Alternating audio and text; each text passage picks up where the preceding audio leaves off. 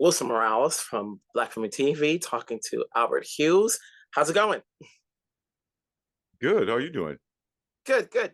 So we have this series. Obviously, people have been looking forward to it. If you're a fan of the show, of the movies that we've seen over the years, what led you to come on as an EP and director? Well, it was offered to me, and then I had to consider, do I want to play in the John Wick world? And the answer was yes, because it looks like they have fun. So I didn't expect that I was going to have that much fun, though. It was not only fun, but liberating. Mhm. But there's one thing is to direct, but then as an EP, there's a lot more responsibility to it. So what did you want to add to it that's different, even though it's going to play on Peacock, but just different from what we've seen in the movies? Well, it's already going to be different because it's an origin story set in 1970s New York, and with that comes the style, the fashion, the grit and grime, disco, the music, the culture. So that inherently is going to make it a little different. And then there's like you know, supervising all three of sorts. You have to look and make sure it's a consistent feel and tone. And I really enjoy the process of filmmaking and style. Not style over substance, but it's an audio visual medium. So you definitely want something that's pleasing to the eyes, and that's what the Wick films do so well. Mhm. And how much of a hand did you have in, giving more character traits to Winston as a younger guy, knowing what we have seen him be in the older version?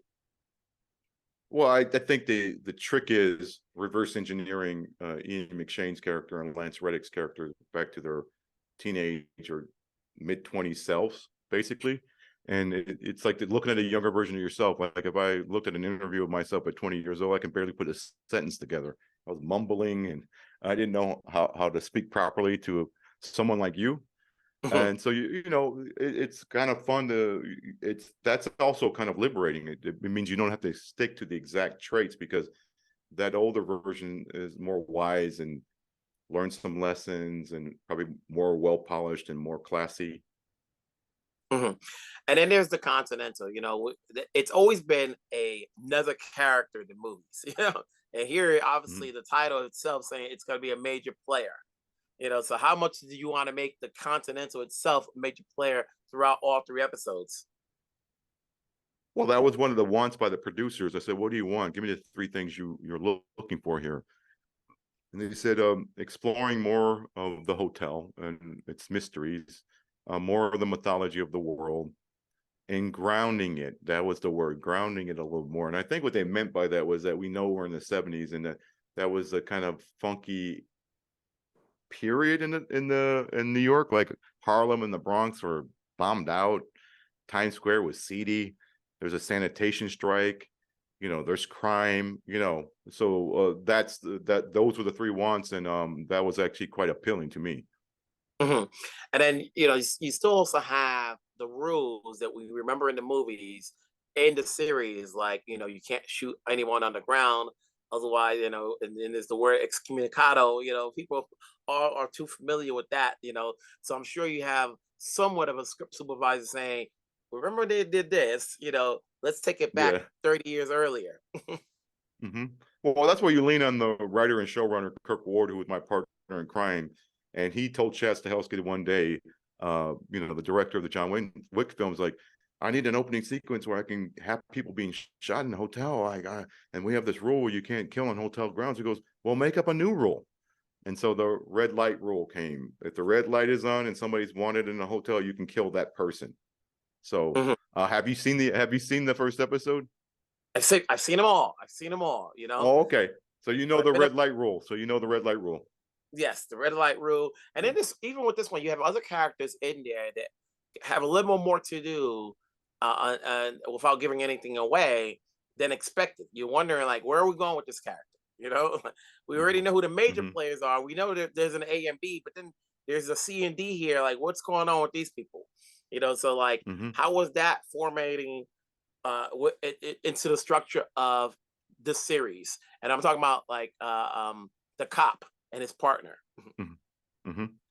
Well, that was in the first script when I read it, and I thought it was amazing because the thing that I loved about it was a multicultural, and Mhm. there was a lot of powerful women kicking people's asses, and I'm like, oh, this is not normal.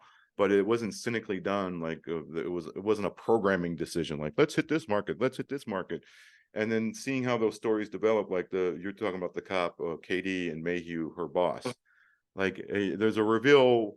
If you really pay attention, there's a reveal in episode 2 that leads you into what she's really out for. Mhm. And then the audience finally knows in 3 what it is. And if you look at her story very carefully, she is kind of the heart and soul and the catalyst of everything that happens in the series. Something happened to her and her family that Winston and his brother were involved in, that is the whole spark of the story in the three-part series, basically. So it was very much like a character and story based project. And then you have the expectations of the action that the Wick fans want. Mhm. And then for you, you've worked a long time. Everybody knows the work you've done past, individually, skill set wise. What did you learn, as an EP director that you had not done before, or maybe they can take onto your projects afterwards, moving forward? Well, we had this interesting schedule. TV, it's usually they shoot the episodes with different directors and continually go, and there's no off time to prep and all that stuff. We had proper prep, but what I learned was you can clean up things in different episodes. While you're shooting 2, you can still clean up some stuff from 1. While you're shooting 3, you can shoot some stuff for 2. It was fascinating. It's like the freedom to fix and move and be influenced by, you saw this episode's edit already, so you know what that looks like for what you need to do for 3. It just it's really refreshing, especially if it's done right, meaning that they took care of the schedule. Mhm. Well, I think people are going to get a kick out of it. Obviously, the movies have done well. So to see the background of how it all started, hopefully, maybe we can get a follow up after this if it does really well, and you can continue it, keep it going. If not, we've always supported your work, so we'll be there for this one. So have yourself a good day. Stay safe wherever you're at. Take care. Oh man, thank you.